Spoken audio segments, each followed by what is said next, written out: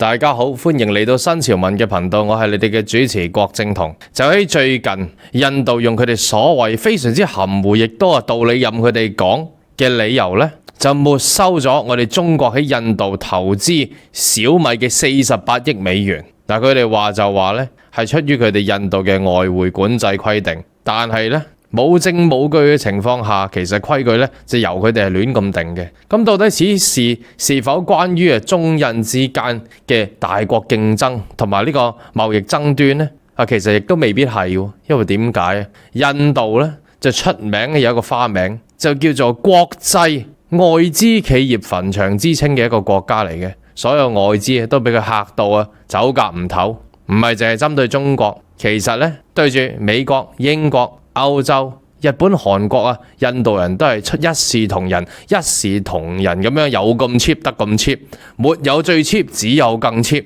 咁我哋今日就同大家細數下呢個 cheap 中之霸嘅印度即係個外資企業嘅墳場，到底係用啲咩手法，幾咁野蠻，幾咁唔講道理，地嚟到令到啲外資嚇怕呢？而我哋中國就唔係就咁算嘅，因為佢對小米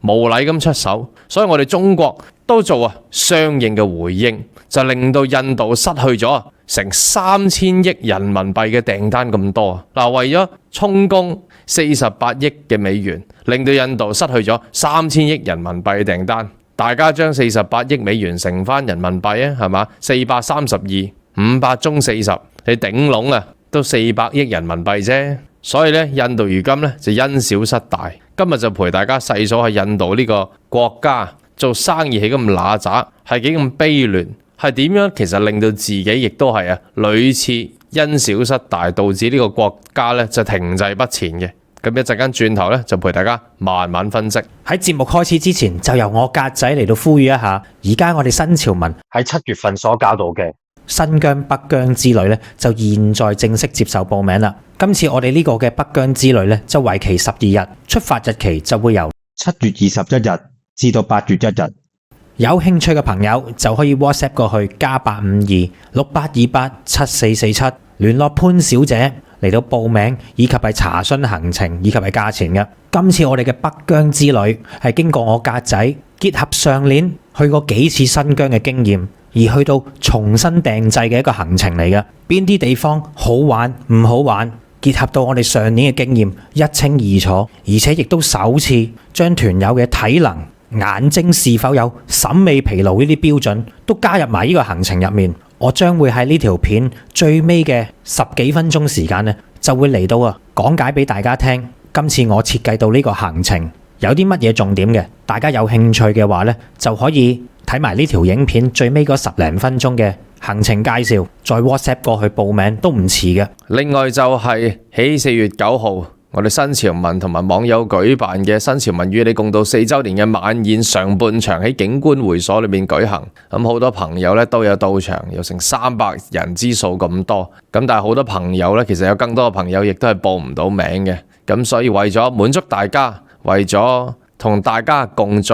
歡飲歡坐、暢談一番嘅話亦都會舉辦第2場，時間就係5月5號嘅晚上。照舊我哋嘅食飯時間往往都係7點至到9點。5月5號嘅晚上，我哋會選取喺北角嘅另一個海關嘅高級官員會所嗰度舉行我哋嘅晚宴。呢個海關嘅高級官員會所亦都係同景觀會所一樣，都係我哋新潮文非常之尊敬嘅前線執法人員佢哋嘅私人會所嚟嘅。咁幸得我哋有人帶領之下，能夠喺嗰度舉辦晚宴同大家共聚。每位價錢就係650蚊一位，要訂位嘅話就係要聯絡呢一個號碼，講俾大家聽，一定要用文字 WhatsApp 嚟到聯絡，+85268920128。再講多次，一定要文字 WhatsApp +85268920128嚟到同佢進行文字溝通，進行報名啦、訂位啦等等嘅安排記錄嘅。菜單方面就有頭盤嘅3味、海蜇分蹄、椒鹽吊片、蜜汁叉燒，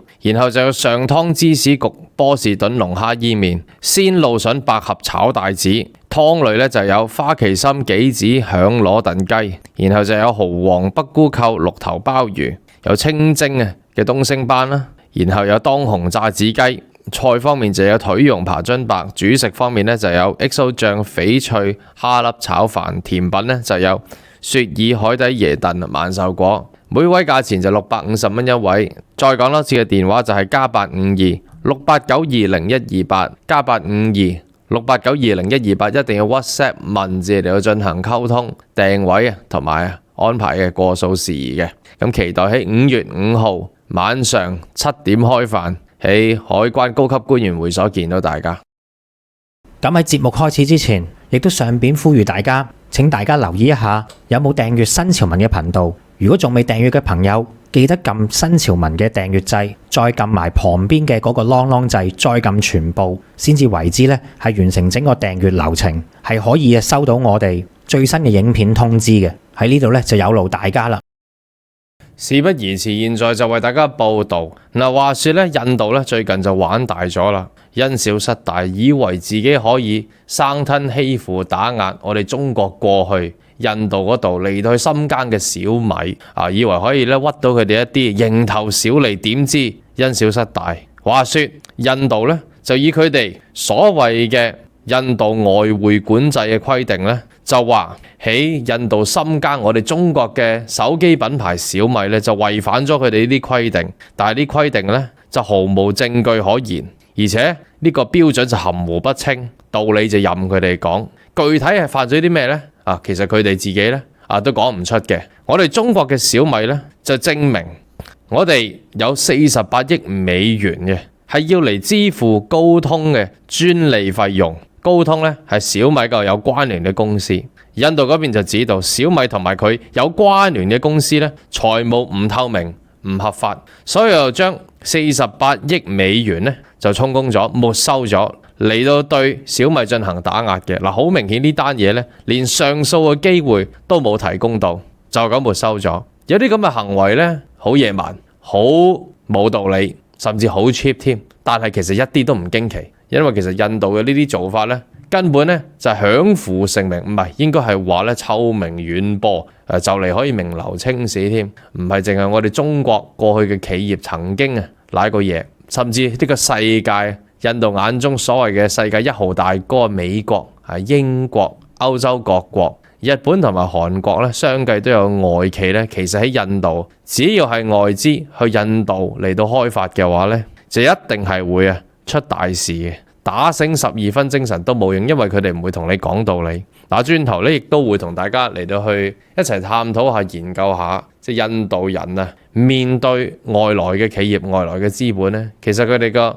個國家文化，佢哋係點樣睇嘅啦？然之後我哋大家亦都可以研究下一齊。大家網友們有冇曾經同印度人共事過呢？有冇試過服侍印度老闆呢？有冇同印度人做過生意往來交過手呢？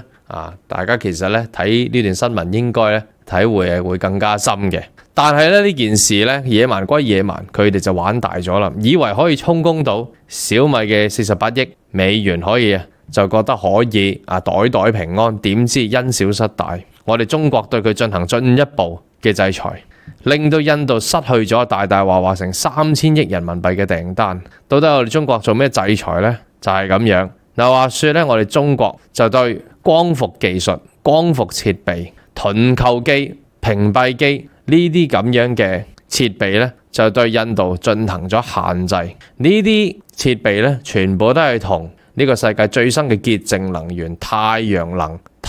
能嘅運用啦、再生能源啦，同埋其呢個生電甚至可以變賣嘅系統咧係有關嘅。印度係一個好大嘅國家，太陽能再生能源呢樣嘢咧對印度嚟講咧係有無限嘅潛力。咁但係咧，印度就係因為咁因小失大。咁可能大家就會諗啦，佢唔揾中國可以揾第二度啫。咁喺呢度咧又唔好話我哋賣花讚花香。但係真係需要講下我哋中國喺今時今日呢個國際嘅呢個太陽能有關嘅產業呢，其領導地位可以講得係所有同太陽能有關嘅產業呢，我哋中國係有呢個世界最大嘅份額嘅。而總之就係印度如今因為想欺負小米，想屈下錢，手腳唔乾淨又好，自己本身啲壞習慣又好，導致佢哋失去咗中國背書嘅太陽能系統嘅話呢，印度佢呢個國家本來就想去轉型，去開發呢個太陽能呢個潔淨能源嘅，就係處於呢個時代嘅轉捩點。但係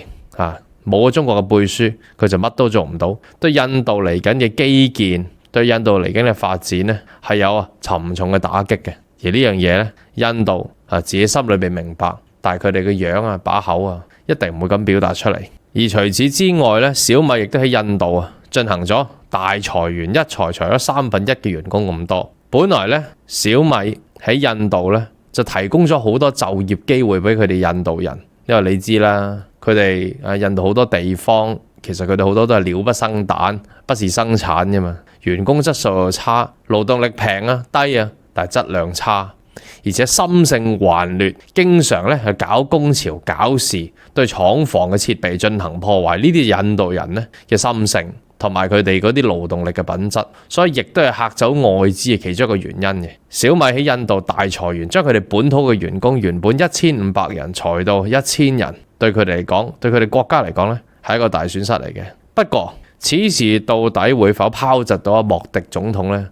咁你又實在太過睇小莫迪總統啦！印度呢個國家雖然字面報咧就超過14億人口，就講僅超越中國，其實呢，我覺得佢可能咧甚至寫15億都仲得嘅，因為印度呢個國家有一個特產，就係逼人哋嚟到去做嘢。但係唔係逼人哋做有建設性嘢，唔係做生意，唔係做生產，係逼人哋生仔。印度啲男人咧最中意逼啲女性喺不情願嘅情況下嚟到去開枝散葉嘅，所以同埋印度有好多根本係非常之落後，呢個戶口系統係殘破不堪，管理非常之混亂，所以印度其實好多人咧係你唔知佢存唔存在。咁多嘅人口，呢個國家亦都出咗名一樣嘢咧，就係佢哋嗰個品位制度有啲種姓咁所以呢，係一個不顧人安危、不顧人身家性命財產嘅一個印度政府嚟嘅。你要佢為民生嘅基建着想，係因為小米嘅行動導致佢哋本土嘅員工失去咗就業機會，冇生計，基本上佢哋唔係好理。可能你會話啦，咁唔係，印度經常呢就係將一啲外來嘅資金、外來嘅企業呢，就係咁溝淡佢，惡意搶佢，換晒自己印度人，都算係為自己人民着想啊。咁轉頭同大家慢慢解釋下呢，你就知道其實當中呢，就唔好睇得佢哋真係咁偉大，即係可能你哋覺得佢 cheap 啫，但係佢起碼照顧自己人呢，梗係唔係啦。我轉頭同大家呢，就一齊慢慢研究啦。總之，現在中國呢，對印度嗰邊進行懲罰嘅反制裁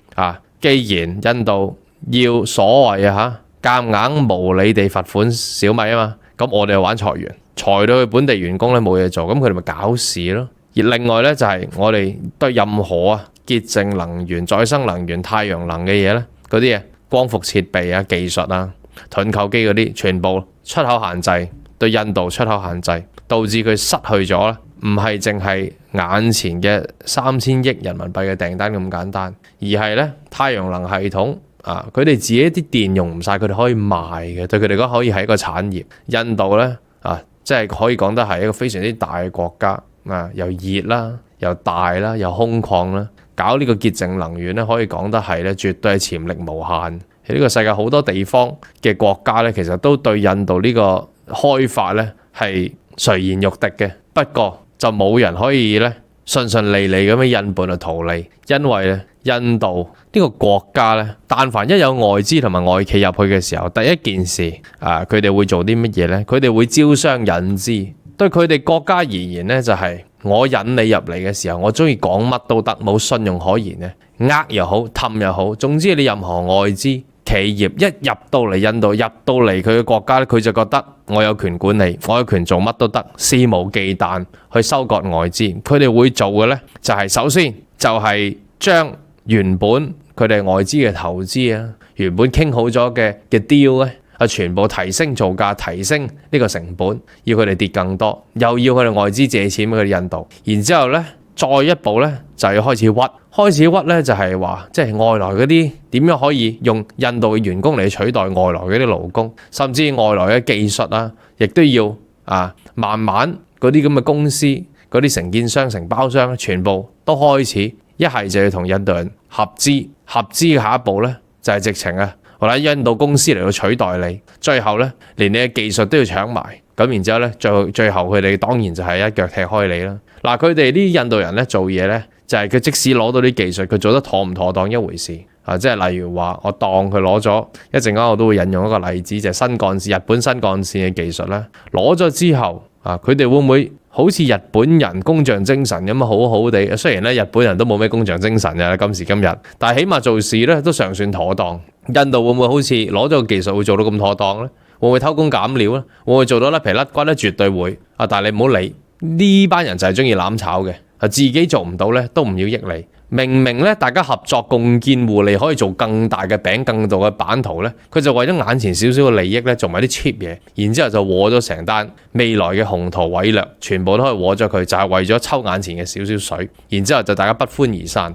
呢個就係佢哋嗰啲心性，而且呢個心性咧唔係我哋新潮文我自己本台嘅主持咧，我哋自己咁喺度講，係其實所有外企咧都係咁睇，所以之所以佢有外企墳場之稱就係咁多年嚟多次導致外企咧踢不完兜着走夾唔唞地要離開，完全今生今世離開印度。呢幾年嚟3000外企就係咁樣嚟到撤出。世界銀行咧將呢個世界定性咗最難做生意嘅呢個營商國家咧就係印度。嗱，嚟緊2024年咧就係印度選舉啦，即係今年。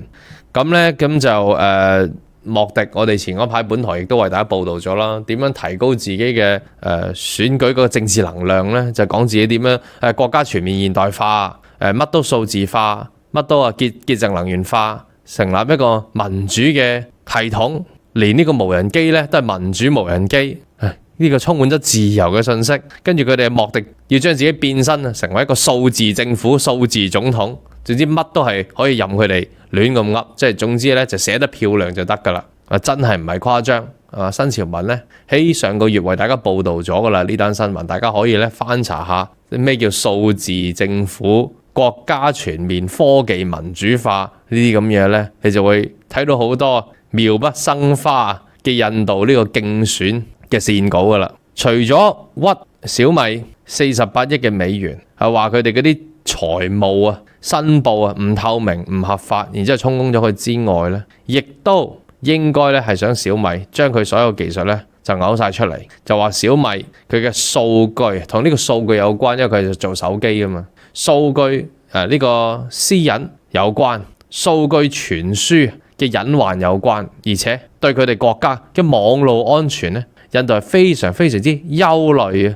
所以喺單方面冇證冇據嘅情況下，因為一個懷疑咧，就要全面充公咗呢48億嘅美元。可能你咁講而家話咁佢會唔會連小米都想立咗變成印度米嘅？咁會唔會咁呢？都係奇怪喎。佢哋如果要審要查嘅話呢，咁理應禁咗小米啊，禁咗小米嘅生產同埋發售啊，但係佢又繼續淨係咧針對啲錢啫。咁你話佢哋 cheap 唔 cheap 嗰啲行為，擺明就係 cheap 俾你睇嘅，沒有最 cheap 就只有更 cheap。咁但係講到呢度嘅時候呢，會唔會有一日印度將呢個小米先係合資，然之後就全資，然之後咧就逼走咗所有同中國有關嘅資金、公司，甚至研究人員、連員工都全部逼走晒，變晒全部印度米呢？我相信佢哋絕對想咁做嘅。須知道呢，就係呢個世界唔同嘅巨企都揾唔同嘅市場嚟到開發。有冇聽過一個古仔呢？就係話有一個地方啲人唔着鞋嘅，所以作為一個鞋匠呢，就覺得啦，一係就會覺得嗰個地方哇，全部人都唔着鞋嘅，我點會去嗰度賣鞋啊？去嗰度賣鞋嘅時候一定冇生意啦。但係有啲鞋匠呢，有生意頭腦就話唔係喎，嗰個市場就係因為冇人着鞋，所以我賣鞋嘅話，個個都一對嘅時候，我咪發到豬頭咁咯。觀點嘅角度睇呢個生意頭腦，咩叫奇貨可居？小米覺得印度奇貨可居，真係個開墾印度呢個地方，又俾佢成功咗。喺小米全球呢個開拓市場，印度呢就係佢重點嚟到開拓之一，成功令到小米手機呢喺印度成為眾多佢哋心儀最愛嘅手機嘅品牌之一，非常之受歡迎。小米喺印度度。咁咧喺咁嘅情況下，政府會點啊？政府咧就梗係所謂同話我好憂慮啦。其實咩憂慮啊？其實就係眼紅，見獵就起心，然之後咧就開始諗定一啲理由諗定一啲夾硬嚟嘅法案呢，就要將你成檔嘢立咗嚟俾自己。嗱，呢啲嘢呢，唔係淨係針對我哋中國嘅。我哋雖然小米去印度，喂，講真冇工都有勞，大提升咗佢哋嘅就業機會。但係莫迪政府咧話亂嚟就亂嚟，基本上咧佢係好啊，印度人有度好啊，就係佢 chip 咧就唔會敵視，唔會選擇民族地 chip，佢普世價值嚟嘅，佢嘅 chip 係佢對所有人都咁 chip，佢唔係淨係對小米咁樣，佢對蘋果都會咁樣啊，變成印度蘋果，佢想將佢變成你蘋果手機嘅呢個供應商，其中一間咧叫做偉創，呢間偉創咧喺1年內走夾唔唞地即刻撤資離開印度，全面終止所有咧喺印度嘅投資。佢指導印度嗰邊咧勞力質素非常之平，但係低，搞事程度咧卻係綽綽有餘。啲工人咧最中意聚集埋一齊，然之後咧就搞事，梗係想要錢，梗係想拗嘢啦。然之後咧就破壞工廠嘅設施。印度政府咧話就話以前同Apple 呢個供應商偉創合作嗰陣時候咧，就係我頭先所講啦，又又氹講咗好多條件出嚟嘅，又話政府會全面支持又補貼又呢又路，政府乜都冇做過。對於之前應承咗嗰啲政府補貼咧，就係咁加，每次問佢攞錢佢都加要求，然之後就話挑剔，話呢樣未達標，嗰樣未達標，即係簡單講就遲都唔肯科水。咁所以咧頂唔順走，出晒名嘅蘋果另一個供應商富士康咧都係咁啦。大家知道就係富士康做咩啊？做晶片，本來咧就投資成195億美元喺印度度全面搞晶片工廠計劃嘅，之後咧都放棄咗。放棄原因咧就喺印度嗰邊咧，佢冇法理可言，冇規矩可言，佢中意點就點，毫無信用可言嘅，所以亦都擱置咗呢個咁嘅計劃。喺而家呢個世界可以講得係咧，大家都其實對技術係同埋人才係求才若渴，全世界全球唔同國家都喺度商業競爭緊，商業競爭左邊，跟住國際政治鬥爭右邊，兩樣嘢加埋咧，就令到呢個世界形勢非常之複雜，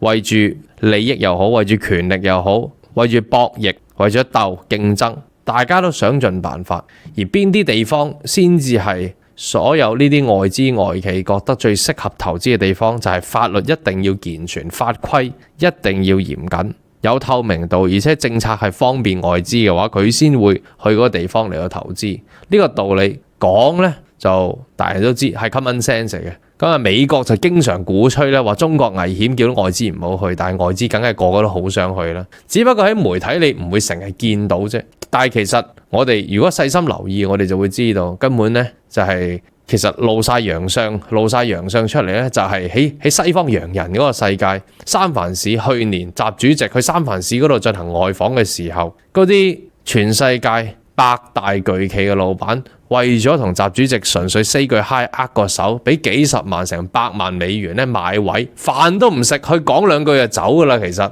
然之後習主席亦都喺台上邊嚟到去演講，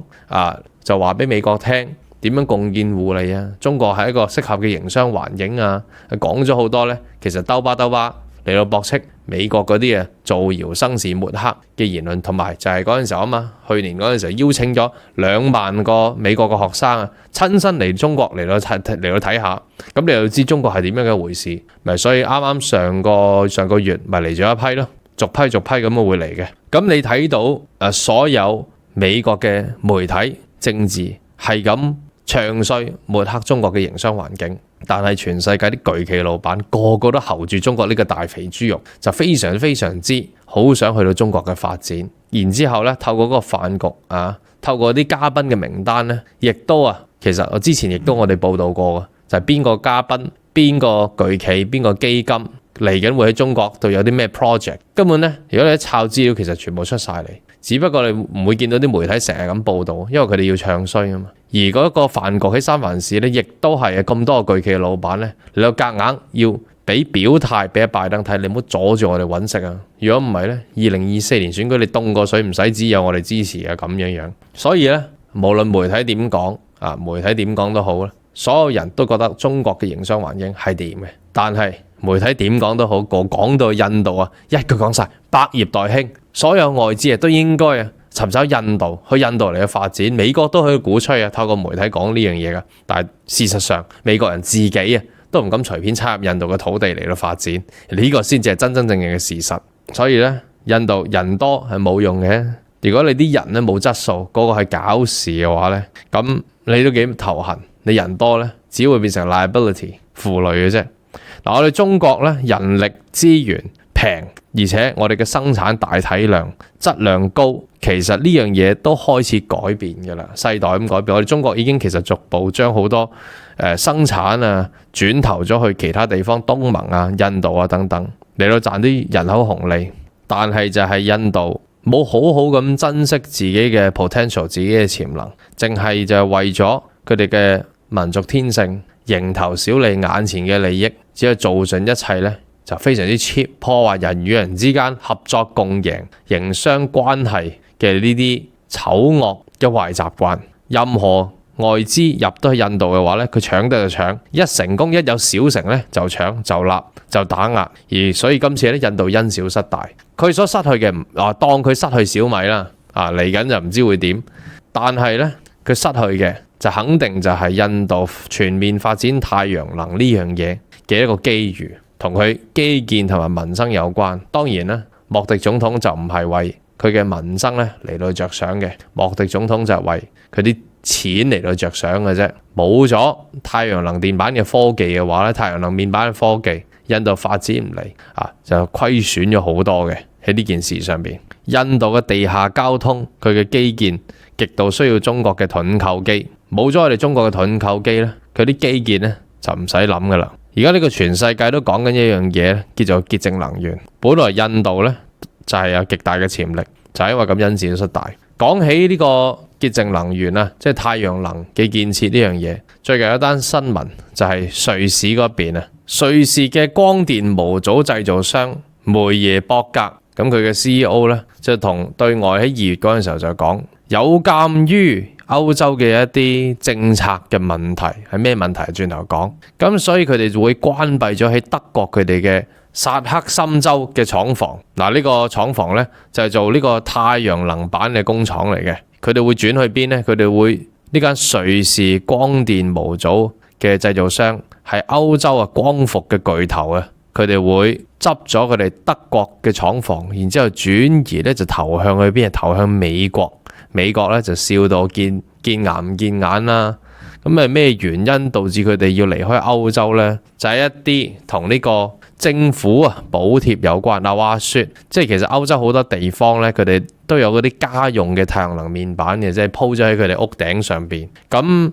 其實本來咧，政府係會好大咁樣嚟到去補貼呢啲太陽能面板嘅製造，等咧民間咧就可以用。但係咧就因為佢政策嘅影響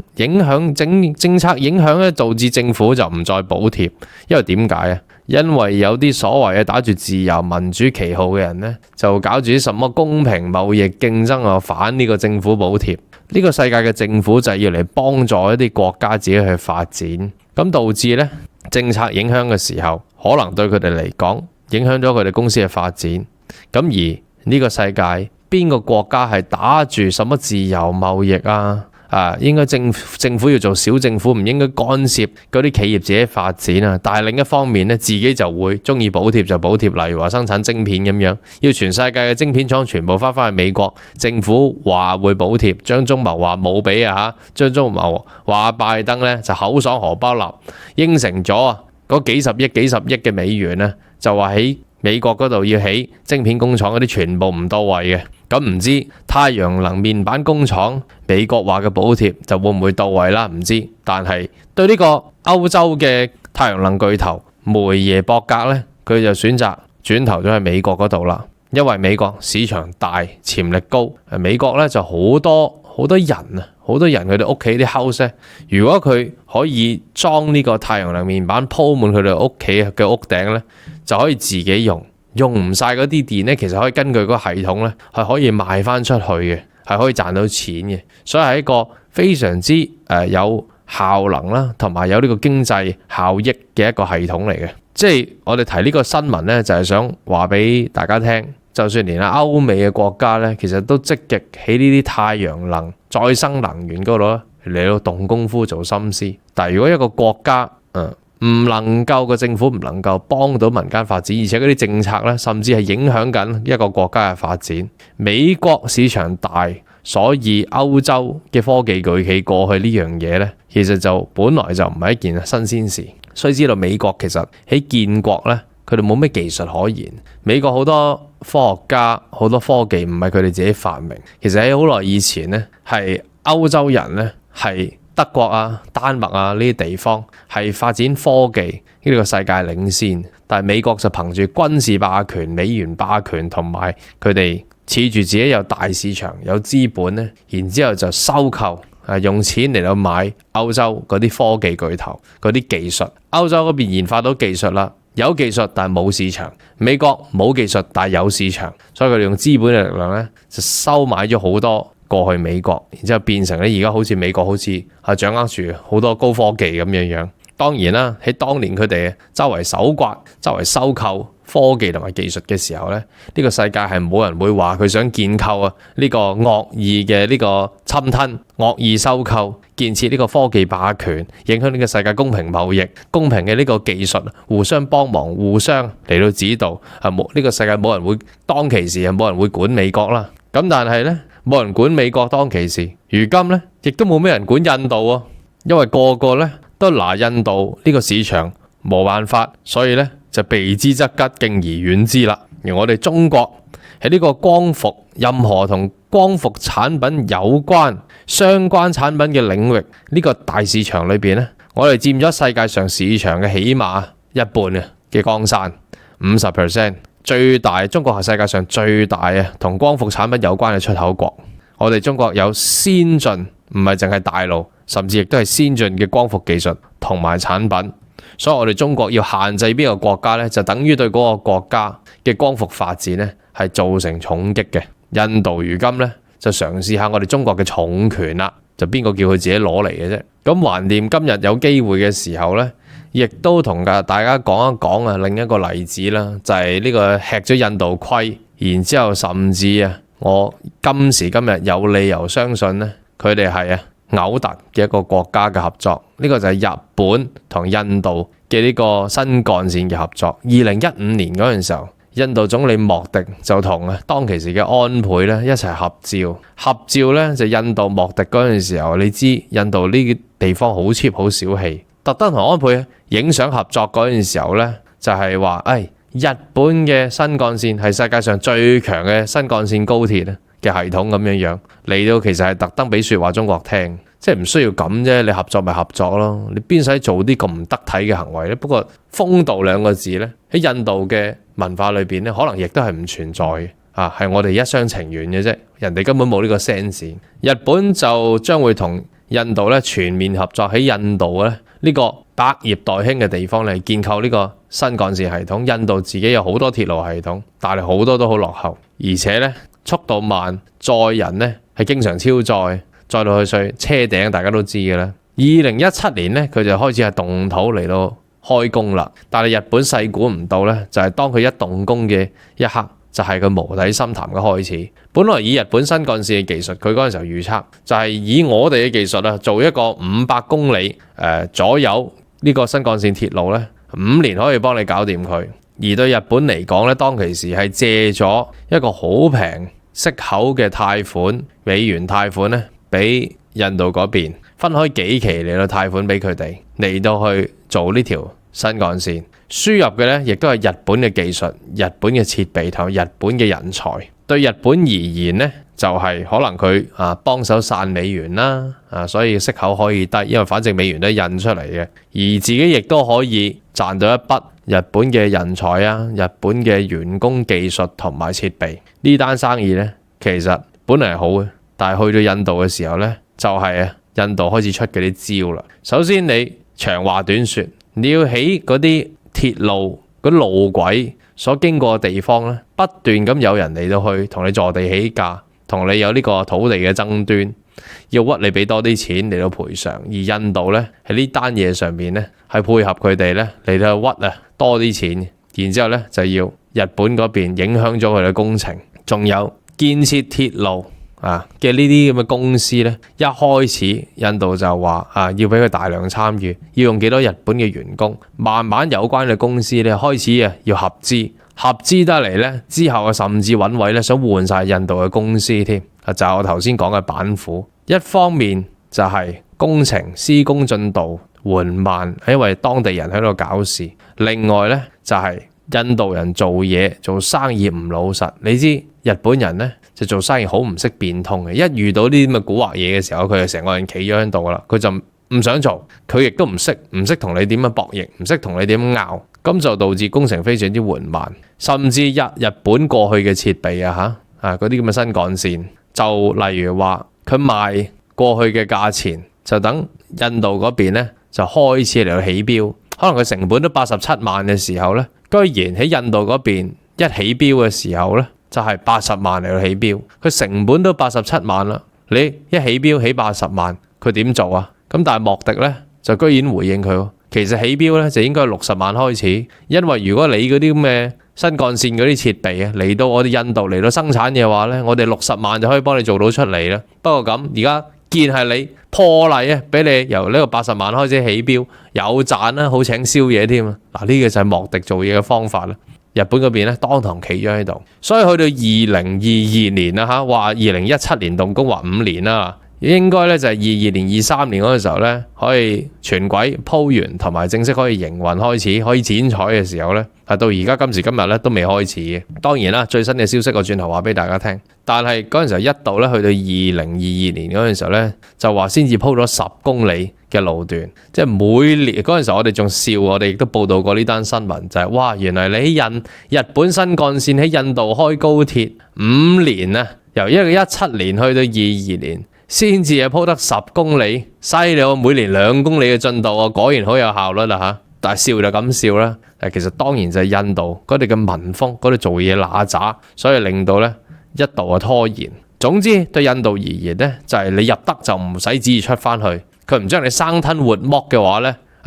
骨都唔掠翻俾你吞埋佢同你講唔掠骨嘅佢哋。今日呢單新聞咧就成為世界大笑話，去到2023年咧都為世人所津津樂道，就係講日本因為同印度嚟到合作搞新幹線，就俾印度多翻嚟到屈錢，貸款又要分幾期，又要照俾，跟住工程費用咧不停咁嚟追加，但係咧路軌同埋鐵路咧卻未見到喎，就陷入咗個無底深潭啦。嗱，嗰陣時候日本咧仲諗到條橋，不如咁啦，日本嗰邊好多聲音，放棄呢單工程啦。嗱，我哋做外發咗呢單嘢。跟住我哋中間抽少少算啦，外發俾邊個國家？中國啦，佢哋咁叻成日講到自己話喺極地都可以鋪到呢個高鐵，咁我哋係真係可以啊！喺印尼你做唔做得到啊？印尼呢啲充滿有火山有崎嶇有斜坡嘅地方，你做唔做到？日本我唔見你做得到。OK， 咁佢哋嗰陣時候咧想將單工程就外發俾中國，等我哋咧就做晒辛苦嘢下欄嘢。佢咧甚至咧就想將日本嘅呢個設備咧就賣俾中國，等中國咧就賣翻俾呢個印度，因為知道冇可能噶嘛。咁但係咧佢唔買印度又好中國又好嘅設備，佢自己又做唔到設備佢自己乜都冇Anyway， 總之咧就好彩我哋中國咧就唔係傻嘅，我邊會接你呢單生意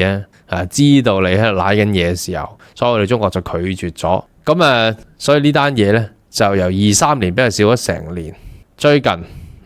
大概就係23年尾24年頭啦，今年年頭啦，就有個新消息講咗，可能咧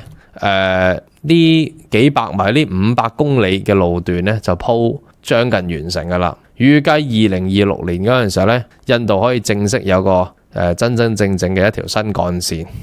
咁咧日本嗰邊全面配合，甚至日本嗰邊指導會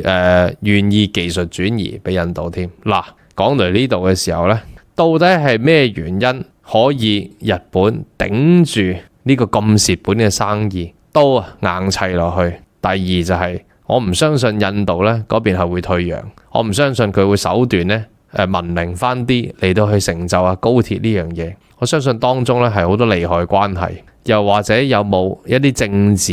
嘅呢個紅利喺裏邊？日本甚至願意將佢嘅新幹線成個技術轉移俾印度呢？嗱，呢點我哋唔知。總之呢，就係而家呢就好似將會有一個大團圓結局咁樣，印度將會有新幹線系統。對人民嚟講係一件好事，因為印度嘅人民呢係極之需要一個高效率、安全同埋舒適、高科技嘅鐵路系統。印度人係需要嘅，總好過佢哋成日呢就搭火車掹住個車身，車身呢掹住嘅人仲多過裏邊坐嘅人，然之後呢就可以樓上亦都有雅座，喺個火車車頂嘅時候呢，亦都坐嘅人呢又多過喺車廂裏邊嘅，咁好過呢啲情況不斷咁蔓延落去，令到個國家呢就真係好難睇。人們呢係值得擁有更好，只不過就係睇呢個當權者會唔會愛民如子，定係好似係印度政府咁，其實都唔好理啲人呢嘅死活，就係為自己嘅生意、利益、權位嚟去着想。不妨大家又諗下，其實喺呢個不公平嘅交易裏邊呢，日本又因為係咪受咗一啲指使就要將佢哋嗰個技術只不過係佢哋日本眾多嘅技術裏邊，眾多佢哋嘅財產裏邊嘅少少嘢啫，分俾印度成就下佢哋可能背後有個大佬，世界規矩嘅大佬指使佢要益下印度呢個地方，咁可能咪就係要咁做咯。又或者會唔會日本呢個國家就喺東盟嗰邊大量嘅高鐵網路系統首先主要嘅幹道呢就唔夠我哋中國競爭，連接駁嘅工程呢都一個一個咁樣嚟到去撤退，交翻俾中國，換咗中國嚟到去做呢個接駁嘅路軌。因為喺東盟失利，所以佢覺得一定要揾個輸出嘅市場呢，大家亦都可以不妨嚟到諗下。正如我頭先所講啦，就係對一個國家全球商業競爭，但係亦都係國際政治嘅鬥爭，兩樣嘢呢係並存嚟到決定嘅營商環境嘅。咁如果印度會唔會開始會文明化，會唔會開始進步呢？唔知，但係睇佢身邊嘅鄰國呢，就可以睇到少少端倪，例如話馬爾代夫例如話斯里蘭卡，甚至 Bangladesh 呢啲咁嘅國家都開始呢漸漸同中國建交良好嘅關係，然之後呢漸漸想遠離印度嘅影響啦。咁所以呢，世界喺發展同埋利益民生面前呢，眼睛呢都係雪亮嘅。從同印度交手過嘅人或者國家之後嘅反應呢，就睇得到呢個國家呢嚟緊會痛定思痛定係冥頑不靈啦。再之後呢，就為大家報道另一單新聞啦。咁因為就講起即係印度嗰邊，既然佢都咁乞人憎嘅話，就講下嗰啲鄰國。馬爾代夫嘅總統穆爾茲呢，剛剛就喺佢哋嘅國會就贏到73% 咁多嘅席位。佢帶領嘅執政人民全國代表大會黨呢，就獲得超多數嘅成績，能夠贏出今次嘅選舉嘅。嗱，話說呢位穆爾茲佢係親中嘅一位馬爾代夫嘅總統。唔知大家有冇去馬爾代夫旅行呢？其實自從病情過去咗之後馬爾代夫呢個國家非常之期待熱切歡迎中國嚟嘅旅客。就喺病情開放之前，佢哋已經密切咁準備大量嘅中國配套中國嘅呢個說明親身嘅導遊有關嘅配套，甚至就係想建設大量嘅呢個中式嘅中國管家嚟到去接待中國嘅旅客嘅。而喺呢個選舉裏邊馬爾代夫嘅民主黨就係親印度嘅，就失去咗今次嘅選舉。喺93席裏邊，穆爾茲帶領嘅黨呢係獲得超多數。佢講到豪情壯志咁講到，今次我贏咗之後呢，第一件事要履行嘅就係我話過要送走晒印度嘅所有喺馬爾代夫嘅駐軍，要佢送翻去印度嘅話，我就會即刻做呢樣嘢。預計喺5月10號嗰陣時候呢，就會達成呢個目標。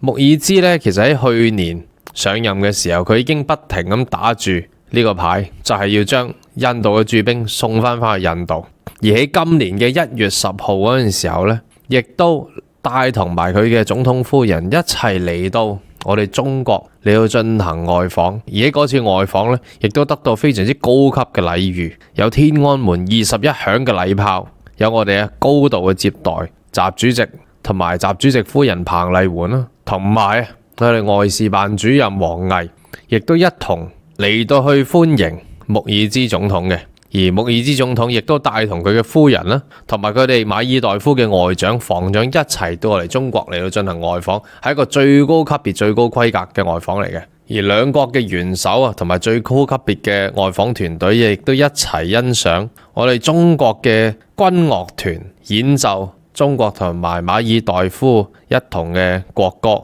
同埋儀仗嘅表演。可見啊，我哋中國同埋馬爾代夫嘅呢個友好嘅關係，早就已經喺今年年頭嘅外訪咧，已經説明得好清楚。咁印度梗係非常之不滿啦。咁邊個叫你自己啲行為咁乞人憎呢？所以人哋先至會遠小人啊，親賢人。喺1月23號，馬爾代夫嘅外交部啊就歡迎中國嘅研究船向陽號、03號。嚟到進入咗馬爾代夫嘅水域，嗱，講得好清楚，我哋中國嘅外交部講得好清楚，就係用呢架船係咧作為科學考察之用嘅。但係喺馬爾代夫咧，卻都好直接咁講啦，怕咩啊？係咪啊？你無論係民用又好，科學又好，軍事嘅船都好啊，都歡迎你過嚟我哋馬爾代夫嘅港口嚟到停泊，嚟到進輪換啊，同埋補給嘅。咁所以講到嚟呢度咧，印度咧甚至係出聲添啦，不滿啊！中國嘅呢架船都唔知做乜嘢，係咪軍用，係咪民用包裝軍用嘅船？去到馬爾代夫嘅港口嗰度停泊，去到嗰度嘅水域，印度表示不滿。美國 BBC 都出聲啊，但係人哋嘅國家都未出聲，點輪到你哋出聲呢？甚至以前啊我哋中國嘅船呢，亦都去過斯里蘭卡嗰度嚟到停泊，亦都係受到佢哋歡迎嘅。咁但係呢，就可能係印度嗰陣時候惡啲，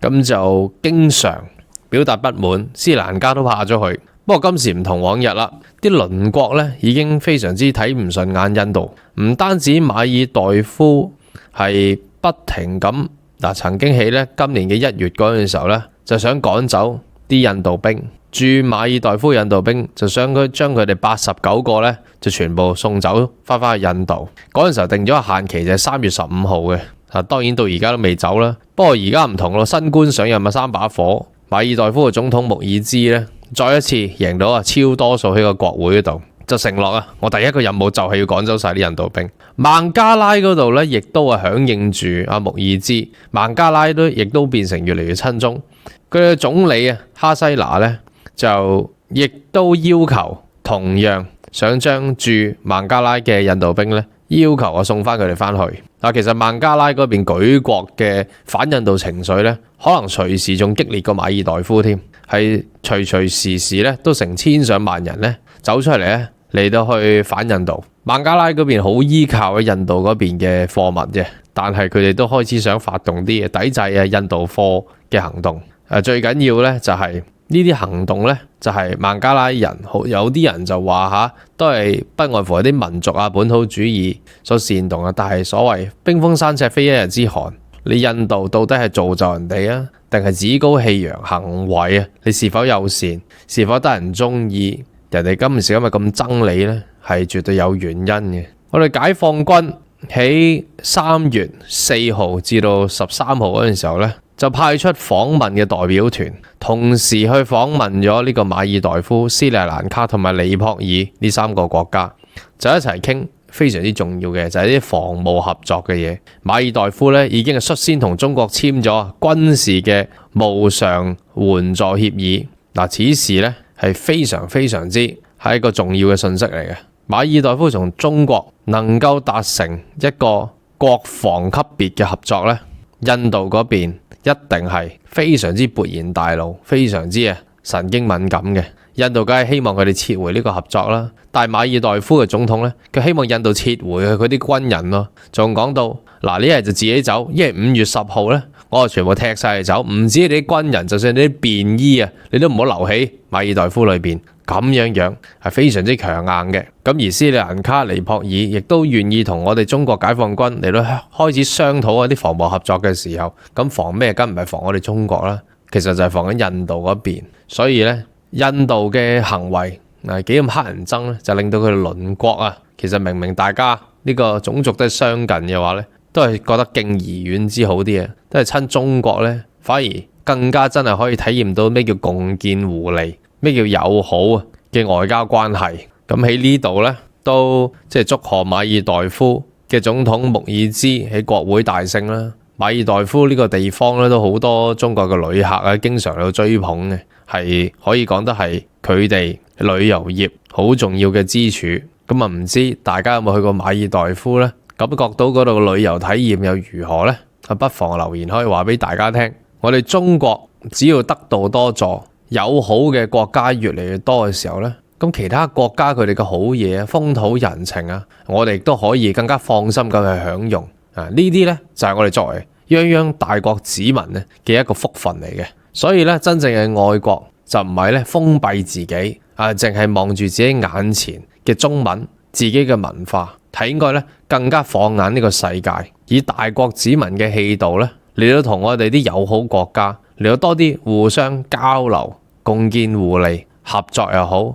文化往來都好，享受下人哋風土人情，咁先顯得我哋中國咧大氣，似翻我哋幾千年嚟嘅中國文化裏邊咧，永遠咧就係每個朝代嘅盛世都能夠萬邦來朝，所有風土人情異域嘅好嘢珍品咧，我哋都能夠享用，咁先似翻嚟係一個國運強盛底下嘅中國人啊嘛。咁我今日嘅分享咧，暫時嚟到呢度。喺節目結束之前，就由我格仔嚟到親自介紹一下新潮文嚟緊喺6月份所搞到嘅新疆北疆之旅，究竟係點樣嘅先啦。今次我哋嘅行程咧就為期12天嘅，出發日期就會由7月21號至到8月1號。由於今次呢個行程係由我格仔結合到上年3次去到新疆之旅所改進到嘅經驗而重新編排嘅行程嚟嘅，所以今次嘅行程咧就同上年有啲唔同，係結合到究竟有邊啲地方好玩、唔好玩，好玩嘅我哋就保留，再加入啲新嘅元素，亦都加入埋大家嘅體力考量同埋眼睛疲唔疲勞而重新設計嘅。所以有興趣嘅朋友咧就喺 WhatsApp 過去加85268287447聯絡潘小姐嚟到報名以及係查詢價錢同埋行程嘅。嗱，咁事不宜遲啦，就由我哋講下呢個行程第一日，我哋咧首先就會由香港出發，乘坐我哋已經為大家預先安排好嘅包車，就直達深圳機場。就喺深圳機場嗰度咧，就會乘搭直航機，就直飛到去新疆嘅首府烏魯木齊嘅。之後喺烏魯木齊，我哋喺休息安頓好一晚之後咧，就會正式出發。去到第二天，我哋就會翻越全長有2500公里嘅天山嘅南天山部分，然之後就會嚟到全個中國裏面最大嘅內陸淡水湖博斯騰湖。嗱，喺呢幅圖裏面咧，我哋就可以見到何謂中國第一嘅內陸淡水湖呢？佢嘅面積比起我哋成個香港加起上嚟仲要大。從前嚟講，人們就會話到新疆內處於亞洲嘅中心位置，喺呢度距離最近嘅海洋都要成3000幾公里，係一笪冇水嘅地方嚟嘅。但係如果大家見過博斯騰湖嘅話，就會對新疆缺水嘅呢個印象完全顛覆。喺呢一度就係屬於新疆人嘅海洋，我哋當然就要嚟睇一睇啦。再之後呢，我哋就會去到庫爾勒市呢一個被稱為梨城嘅地方，佢係有住全中國最好食嘅梨嘅。然之後喺安頓一晚之後，就嚟到第3天，我哋就會嚟到我哋行程嘅其中一個重點，有人間仙境之稱嘅巴音布魯克大草原。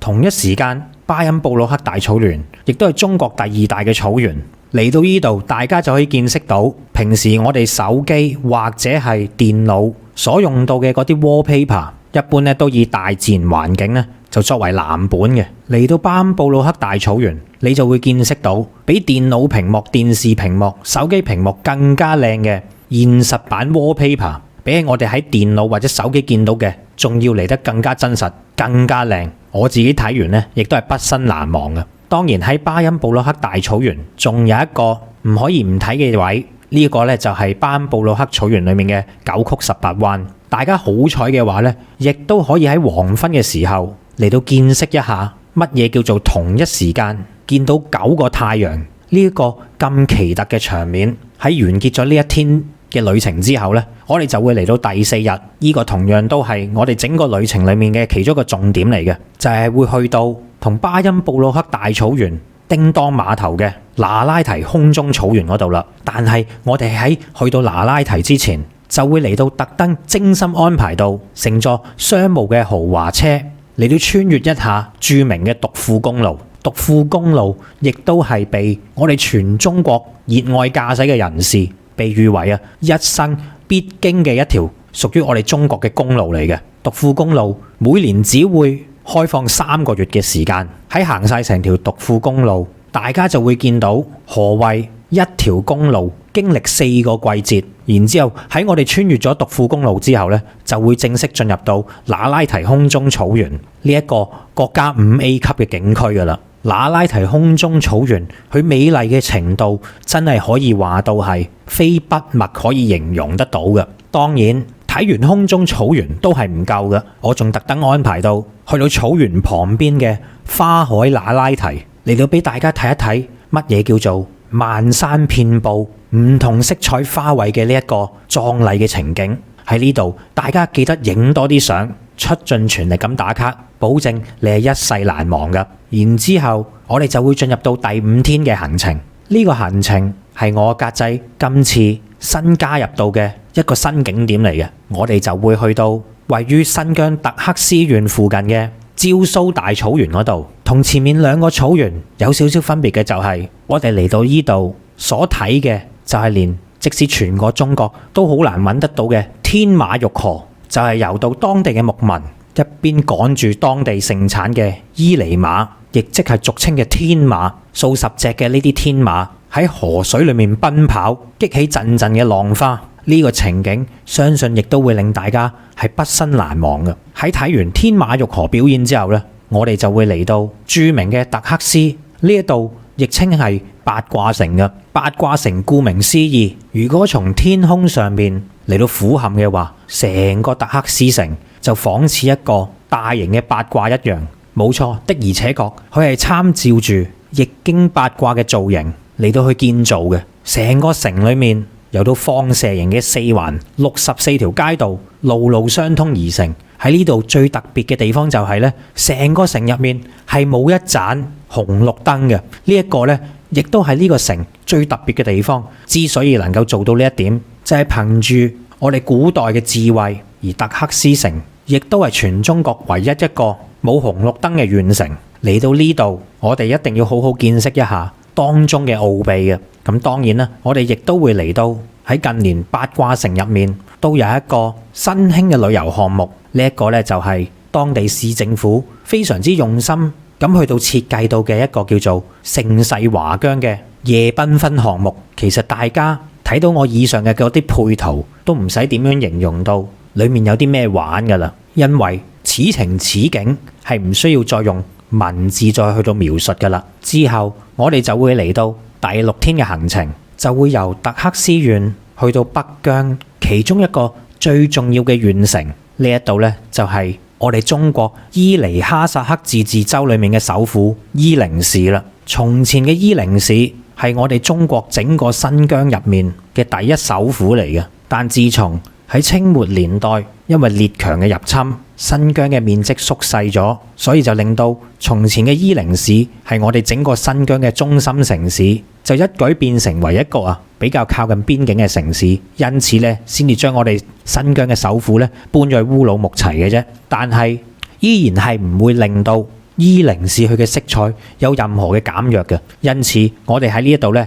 就重點留2日嚟到玩盡整個伊寧嘅。喺伊寧嘅附近就有非常之漂亮嘅天山花海可以俾我哋睇到。嗱，就正如我上面嘅呢啲照片一樣，天山花海佢漫天嘅薰衣草係唔單止喺全中國，仲係全世界嘅範圍入面數一數二能夠做到漫山薰衣草嘅地方。所以就千祈唔好以為薰衣草只有日本嘅北海道富良野先有啊！嚟到天山花海呢一度，可能你就要改觀一下啦。之後我哋就會進入到伊寧市嚟到睇一睇著名嘅六星街。嗱，六星街其實就等同於一個小型嘅八卦城一樣，佢同樣都係由一個易經嘅八卦組合而設計成嘅街道嚟嘅。而喺六星街匯聚於唔同新疆嘅少數民族，佢所有嘅特色都會喺呢度揾得到。試問我哋又點可以錯過呢？之後我哋就會去到旅程嘅第7天行程，同樣地都會係嚟到見識一下伊寧市作為一個匯聚住所有新疆少數民族嘅呢個城市裏面嘅特色嘅，因此咧我哋就會嚟到以藍白色為主調嘅客贊旗民族街，嚟到坐下馬車，放慢我哋自己嘅腳步，嚟到睇下呢一個充滿住異域風情嘅地方。上邊咧就再嚟探訪埋當地嘅居民，進入到佢哋嘅庭院裏面去到食一下當地人親手製造嘅手製雪糕，嚟到過翻一個合意嘅下晝，咁先至叫做人生一大樂事啊嘛。然之後呢，我哋亦都會去到旁邊嘅漢人街，呢一個呢係當地非常之有特色嘅一條食街嚟嘅，而當地人亦都會稱漢人街為一條冇漢人嘅漢人街，嚟到作為佢嘅賣點㗎喎。再之後呢，我哋就會去到伊寧嘅哈薩克自治州裏面嘅博物館。正所謂去到一個充滿文化色彩嘅地方，第一時間當然咧就要去佢哋嘅博物館，先至能夠真正了解到當地嘅歷史同文化嘅。由於伊寧係代表住整個伊犁河谷嘅象徵嚟嘅，呢一度咧從前亦都係古代嘅西域36國裏面嘅烏孫國，而我哋喺博物館裏面就可以見到一幕，呢一幕就係當年嘅漢武帝為咗聯合烏孫國去到擊敗當時窮兇極惡嘅匈奴，因此亦都將兩名嘅公主先後咁樣嚟到去遠嫁到去烏孫國，佢哋分別就係世君公主同埋解憂公主。佢哋兩名公主都可以話到係我哋中原歷代王朝以來第一批遠嫁到去中原以外嘅公主嚟嘅。比起我哋所熟悉到嘅王昭君，亦即係昭君出塞嘅古仔咧，仲要嚟得更加早嘅。然後咧，我哋亦都會喺呢個博物館裏面見到一啲好特別嘅石像喎。究竟呢啲石像係代表住啲咩呢？大家去到就會知道當中嘅謎底㗎啦。之後我哋就會嚟到行程嘅第8日，離開伊寧市就會去到附近嘅一個非常著名嘅景點。呢度咧就係有大西洋最後一滴眼淚之稱嘅賽里木湖啦。同樣地，賽里木湖身為新疆裏面海拔最高、面積最大嘅高山冷水湖，所以佢嘅風景係十分之漂亮嘅。由於佢係整個大西洋暖流入面，因為附近嘅天山山脈阻擋住呢啲濕暖氣流嘅關係，嚟到呢度大家就會見識得到，原來呢個世界上面有一種藍色係叫做賽里木湖嘅藍。呢個湖泊背靠雪山，湖邊就係廣闊嘅草原。從前喺呢一度係冇任何嘅魚類生活嘅，但係自從喺20年前，我哋國家嘗試引入白鮭魚喺賽里木湖嗰度去到養殖，結果獲得空前嘅成功，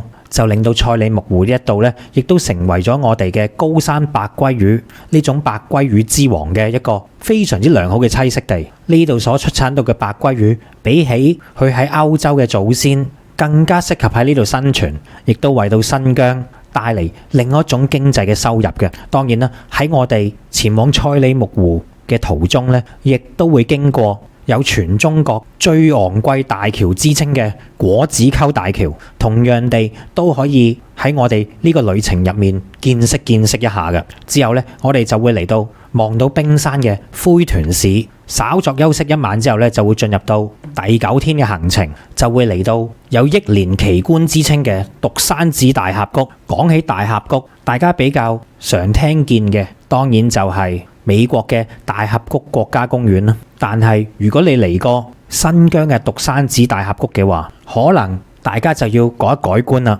屬於我哋中國嘅呢一個獨山子大峽谷，曾經榮登國家地理雜誌，亦都係我哋全國最美公路嘅獨庫公路裏面嘅第一個景區嚟嘅。呢度亦都係多套電影嘅拍攝取景場地。成個谷底闊100至400米，谷肩闊800至到1000米。由谷底到谷肩咧，可以深逾200米，海拔1070米咁高嘅。嚟到呢度，大膽嘅朋友亦都可以嘗試一下，嚟到行一行位於大峽谷裏面嘅玻璃棧道，嚟到挑戰下自己嘅膽量嘅。喺睇完大峽谷之後，我哋就會翻去烏魯木齊呢一個新疆嘅首府。從前嚟講，喺一啲傳統嘅行程入面，烏魯木齊只係作為新疆之旅進出以及係補給嘅一個駁腳點嚟嘅啫。正因為咁樣好多人都會忽略咗烏魯木齊作為新疆首府，其實佢都係具有到豐富嘅旅遊價值資源嘅。因此我哋就會嚟到行程嘅第10日以及係第11日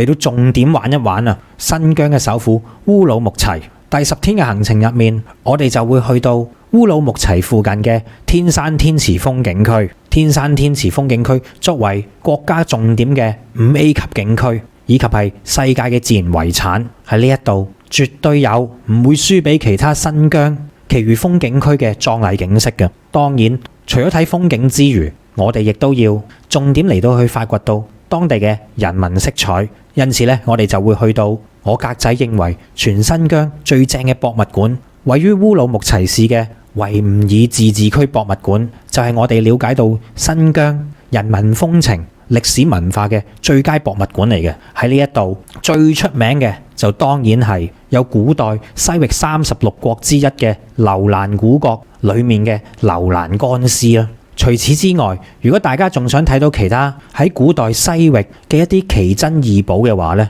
呢一度絕對能夠滿足到大家嘅好奇心嘅。大家就可以從維吾爾自治區博物館裏面感受到西域呢一笪作為我哋以前中國要去到同其他世界各國連接嘅唯一通道絲綢之路嘅必經之地當中輝煌璀璨嘅歷史，都可以喺呢個博物館裏面見得到嘅。然之後我哋就會進入到第11天嘅行程，喺食個早餐漫遊到當地嘅一個著名嘅公園紅山公園，嚟到俯瞰整個烏魯木齊市之後啊，我哋就會去到一個我格仔認為相當之好玩嘅景點。呢個景點就係位於烏魯木齊嘅新疆古生態園汗血寶馬基地啦。汗血寶馬大家就聽得多，究竟呢個世界係咪真係有汗血寶馬嘅呢？答案就係唔單止有，喺呢一度仲有形形色色唔同嘅汗血寶馬嚟到呢度。點解汗血寶馬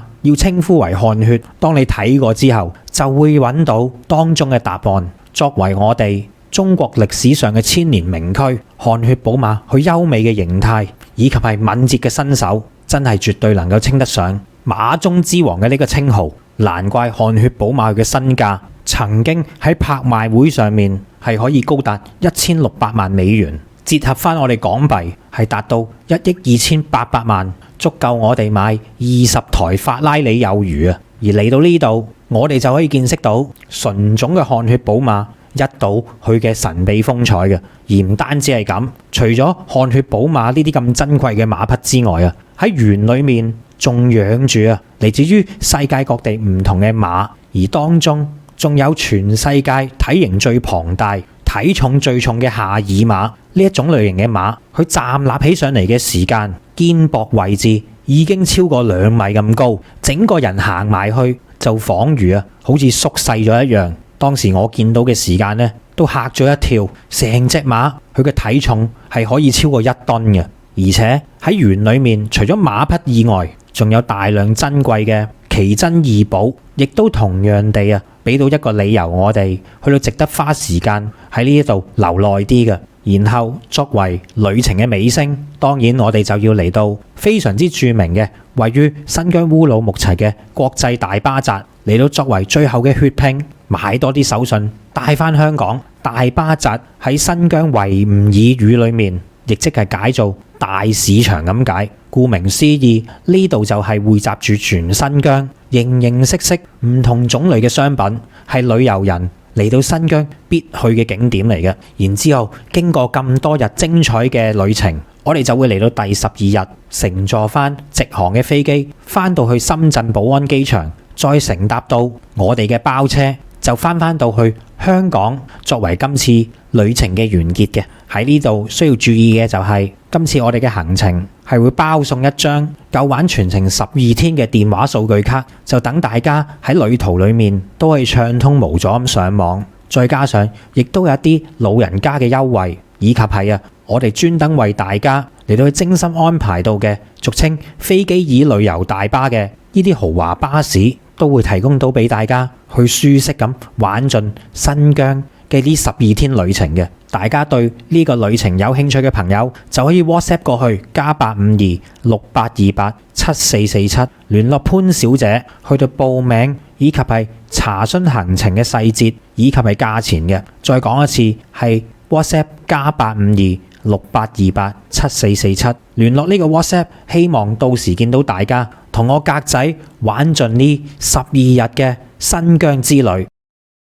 咁好啦，今日我哋嘅節目時間就嚟到呢度。臨結束之前，再次提提大家，記得訂閱新潮文嘅頻道、新潮文2.0嘅頻道，以及係喺訂閱嘅同時，記得撳埋旁邊嘅啷啷掣，再撳全部，先至為之係完成整個訂閱嘅流程。咁樣你先可以收到我哋最新嘅影片同埋直播通知嘅。咁好啦，今日嘅節目時間就嚟到呢度，拜拜。